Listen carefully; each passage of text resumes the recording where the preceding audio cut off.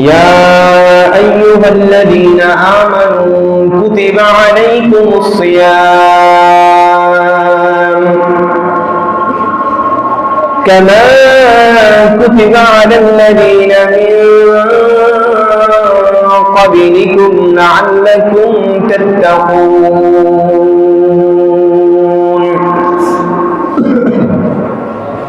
আল্লাহ তাআলা বলেন, হে ঈমানদারগণ, কুতিবা আলাইকুমুস সিয়াম, তোমাদের উপর রমজানের রোজাকে ফরজ করা হয়েছে।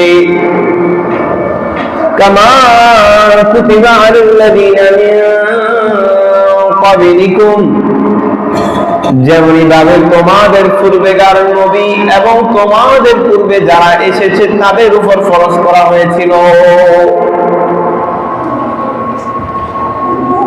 লাআল্লাকুম তাত্তাকুন,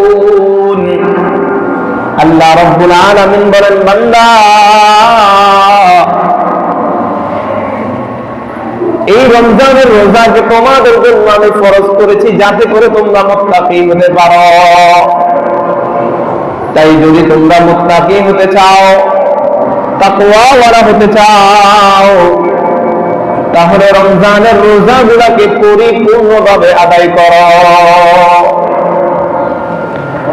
আল্লাহ বলেন, আমার বান্দা যদি রোজার কথা শুনে 1 মাস টানা উপবাস থাকতে হবে, তো বান্দার ভেতরে একটা ভয় কাজ করবে, নতুন উদ্ভূত কাজ শুনে সে ভয়ে প্রকম্পিত হবে। এই জন্য আল্লাহ তাআলা বলেন, কামা, যেমনি ভাবে কুতিবা আলাল্লাযীনা মিন ক্বাবলিকুম, পূর্বেকার ব্যক্তিদের উপর যেমন ভাবে রোজাকে আমি ফরজ করেছি।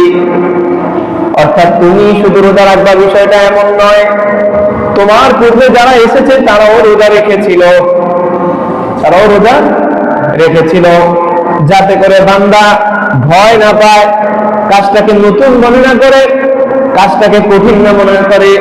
এই জন্য আল্লাহ তাআলা উদাহরণ দিয়েছেন পূর্বেকার কথা বলে।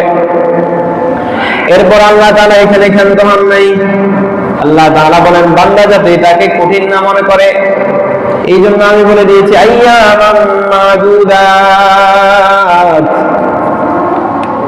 সময়টাকে সে যাতে মনে না করে যে সারা জীবন তাকে রোজা রাখতে হবে, এটা যাতে সে মনে না করে।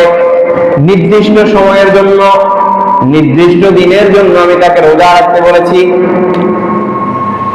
তবে আবার এটা মনে রাখতে হবে,